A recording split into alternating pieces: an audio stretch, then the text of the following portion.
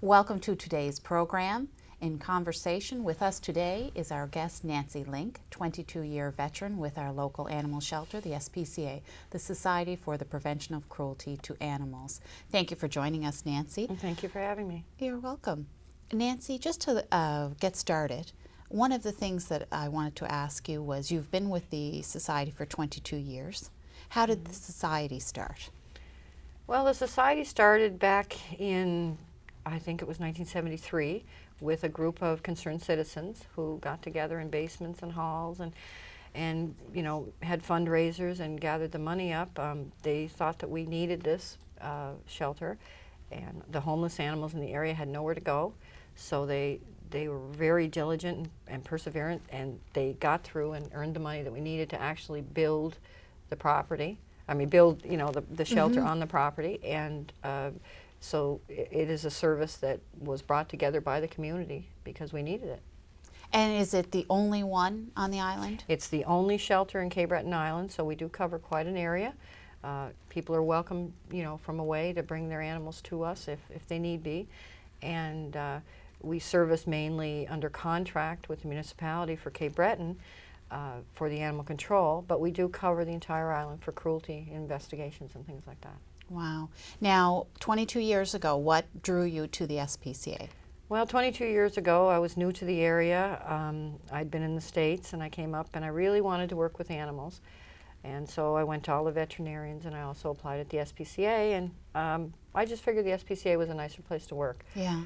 And I started working inside for 10 years and did the kennel work and receptionist and animal health and education and visits like pet therapy, which is going to the homes and a little bit of everything. And then 12 years ago, I started on the road. And so being an animal controller on the road is another whole different aspect of the shelter.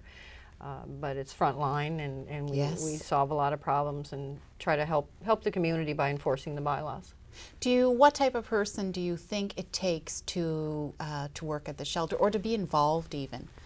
To be involved, well, you have to like animals, okay? But you have to understand the philosophy behind the SPCA as far as we try our best to find homes for as many as we can, but there is an overwhelming overpopulation of cats and dogs in the country that you have to accept the fact, be able to accept the fact that some have to go and they can't be adopted out. So. Nancy, prior to the show, I asked you, you have children, and you mentioned you probably took more home than they did as far as animals. Yeah, I always, when the kids were small, if something like a hamster or a guinea pig came in, if I showed up with just one, usually the other one would want one, and I'd have to try to wait and find another one or whatever. But no, my children are well versed in animals, and we've always had animals in our household. Now, because of the shelter, like you mentioned, you do a service for the community. We talked about how the community views the shelter. Not always the best reputation, or it's not always seen in the best light, and you wanted to address that because it's important. Yes, the SPCA has been around, well, we're looking at 30 years now. And we've evolved just like everything else. We have many services that we supply, and one of them is the contract with the municipality for animal control. We are simply the enforcement agency for the bylaws that the municipality sets up. They introduce the bylaw and we have to enforce it, such as dogs running loose, barking too much, that sort of thing. And the public depends on us to solve these problems. Picking up dogs or being the quote-unquote dog catcher is not the best in everybody's, you know, eyes, and especially the people that we pick the dogs up from, you know, like that own them. But you know, overall, I think that the SPCA is looked on in a good light. It's just that, you know, you either love us and support us, or maybe because your dog was running loose and we picked it up, you don't have that nice of an attitude toward us. You get to change a little bit of the perception of the young public by visiting schools. Yes, it's great. I love going to the schools. I love teaching the kids.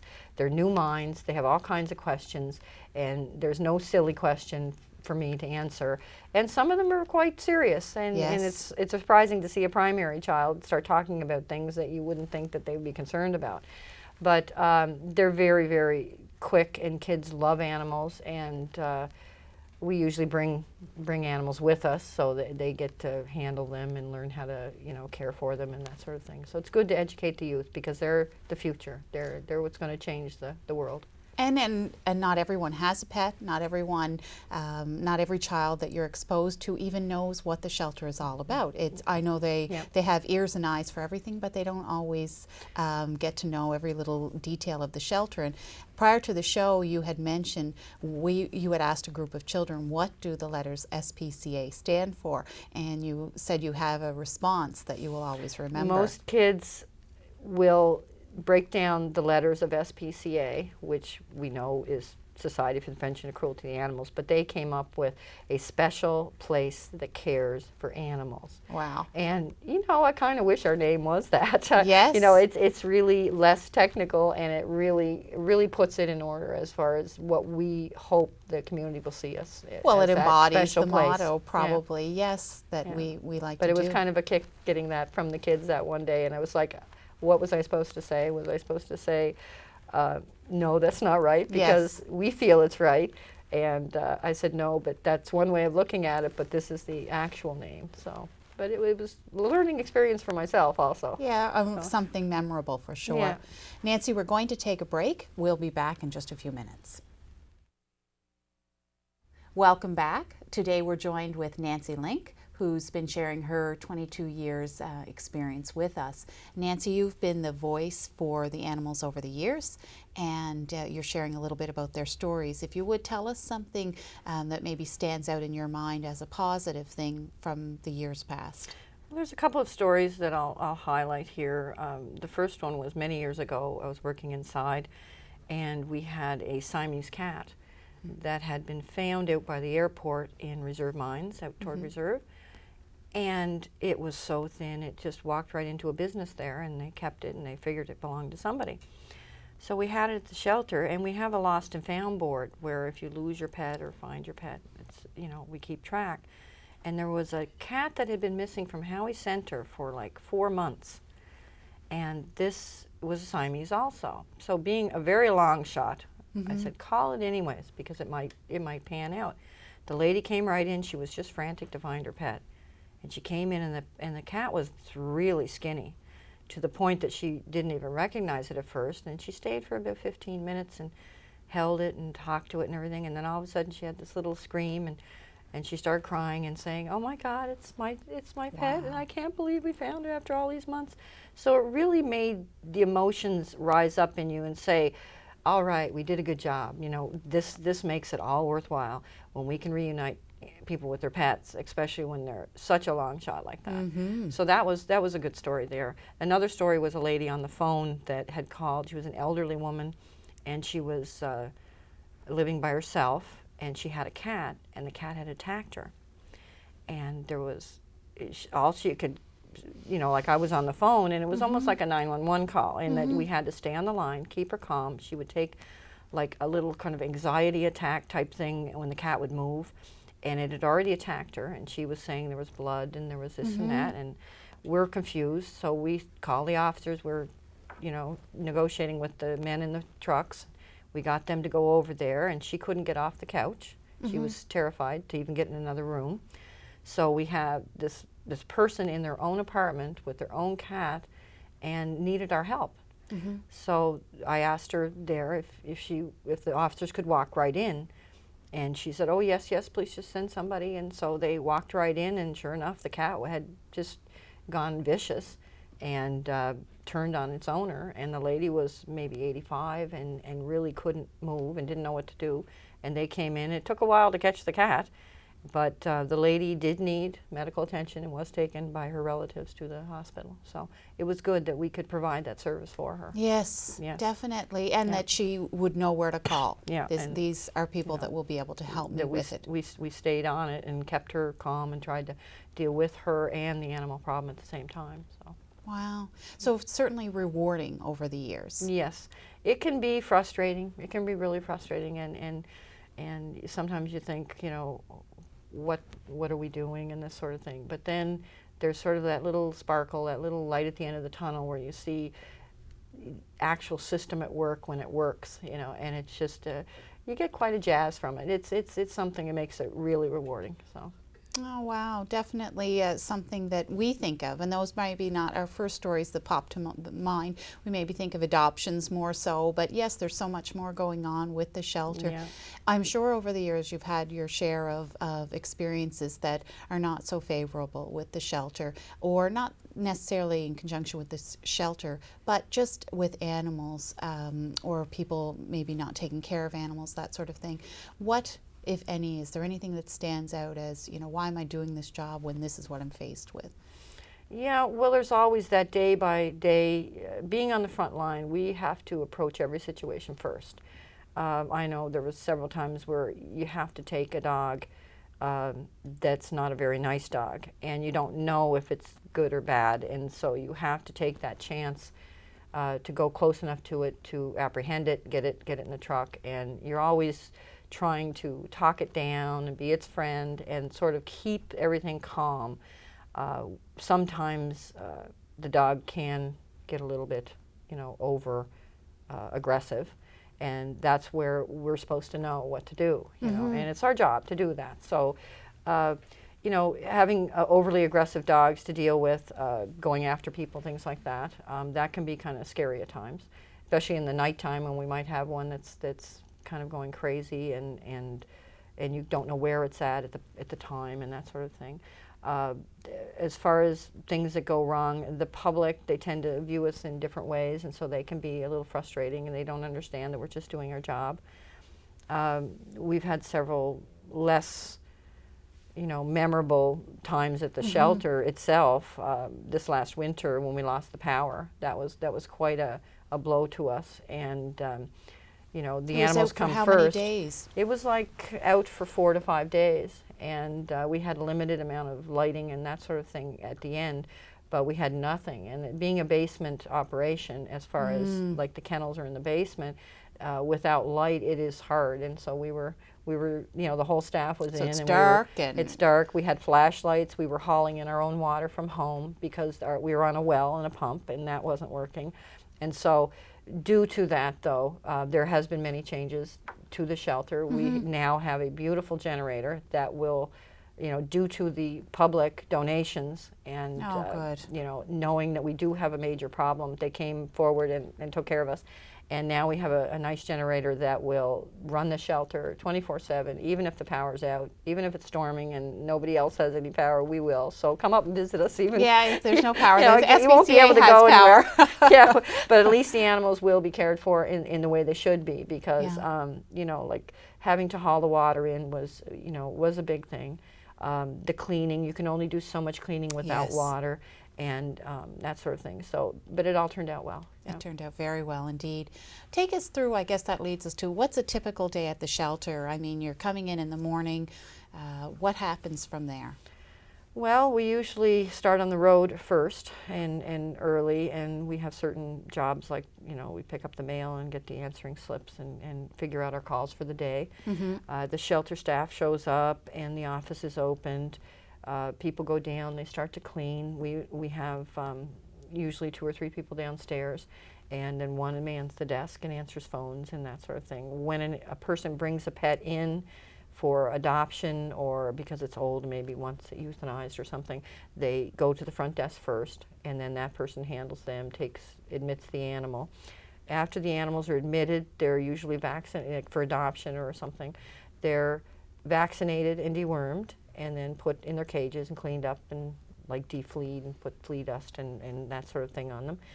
And then they're put downstairs. The downstairs staff is cleaning, and they move all the animals and they disinfect and clean each cage.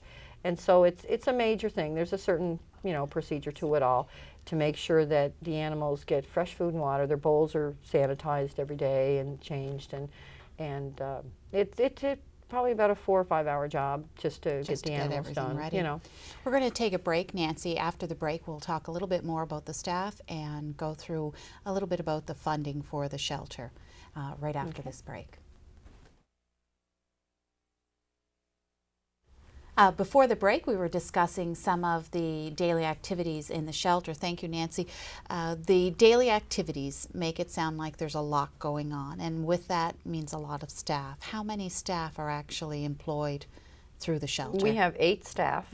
3 are out on the road and 5 are in the shelter. Basically, we have a lot of volunteers that come in and help too. And, you know, the cleanup and all the things that need to be done, like the animals bathed or treated, or like we also have a manager, those 8 people, the manager, and she does all the book work and that sort of thing. So, you know, just waiting on the public at the front reception, to admitting animals, to cleanup, are basically our chores there at the shelter. Now, you mentioned that some of what you do is contracted out through the municipality. So, of course, some of the funding would come through there. Is there a shortfall to the funding? What happens there? We're a nonprofit organization, and there's always shortfalls. Like there's always something that needs to be fixed or purchased, like I was saying about the generator. There never seems to be enough money. We are under contract with the municipality and received funding for that.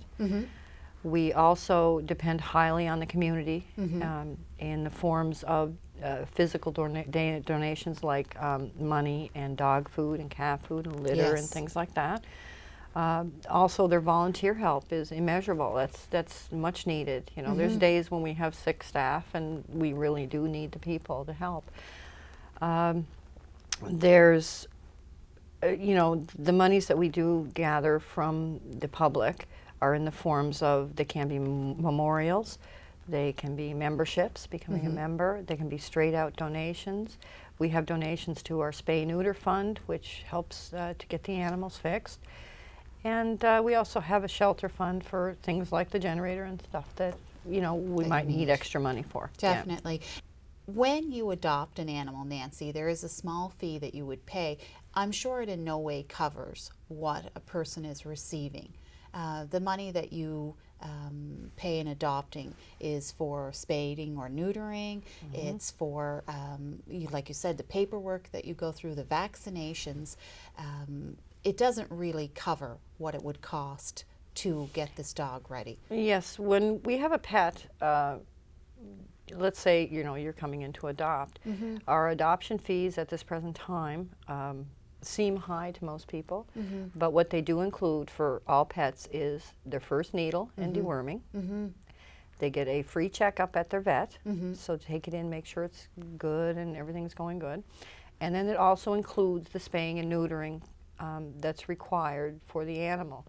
Now, just to say that if you got a free kitten and wanted to go have all this done, I would say that our adoption prices are half of what it would cost you to do it on your own. Wow. So we do get a discount from the vets for all the ones that we send that were adopted. But yes, like the adoption fees are so high. I mean, the surgery fees and stuff that we are billed from the vets are so much higher than what we're getting from the public for the adoption that we do make up the shortfall, and that's because we really want to see the animals spayed and neutered, and that's our contribution. So the vets contribute, the owner contributes, and we contribute to make sure that they're spayed and, you know, well taken care of for, you know, that sort of thing. Definitely. Now, we talked prior to the show a little bit about statistics, because there is a little bit out there as far as public knowledge of what your numbers are. And tell us a little bit about your statistics at the shelter. Well, the statistics have gone down. Like, since I've been working there, when I used to work inside, they were high. We had 5,000, 6,000, 7,000 animals a year. And now, due to, I think, basically public awareness, the fact that we have been operating for a longer time, the spay-neuter program itself is starting to cut down on the numbers that we're seeing. But the massive overpopulation that we have, we've gone from, say, 6,000 a year down to probably 4,000, 3,500 maybe. And that's great. That's what we like to see. We like to see less animals. What does that translate into adoption out of those statistics? And that leaves us with better, I wouldn't say better animals for adoption, but at least we have specific animals that we are able to adopt out. The overpopulation usually comes from kittens and puppies, and when you get too many, we can't adopt them all out. No. So that's where the stats would look rather depressing, because we would have to be putting down more because of just the massive explosions. We used to have like cycles of when female cats come into heat and then they have their babies, and we would be swamped every day with these stray cats and stray kittens and stray, you know, and people with puppies, and they're usually not small litters of 2 or 3, they're usually 8 or 9 litters. And so I think over the years that has kind of gotten itself under control because of the spay-neuter program and people being more aware and more responsible with the pet that they do have at home. Nancy, one last question because we're running out of time. Give us some animals that you take into the shelter, aside from the obvious of cats and dogs. What else do you look after? Any domestic pet, such as birds. We've had turtles, although they're not legal to have in Nova Scotia, but we've had people turning in the typical small caged pets like hamsters, gerbils, guinea pigs.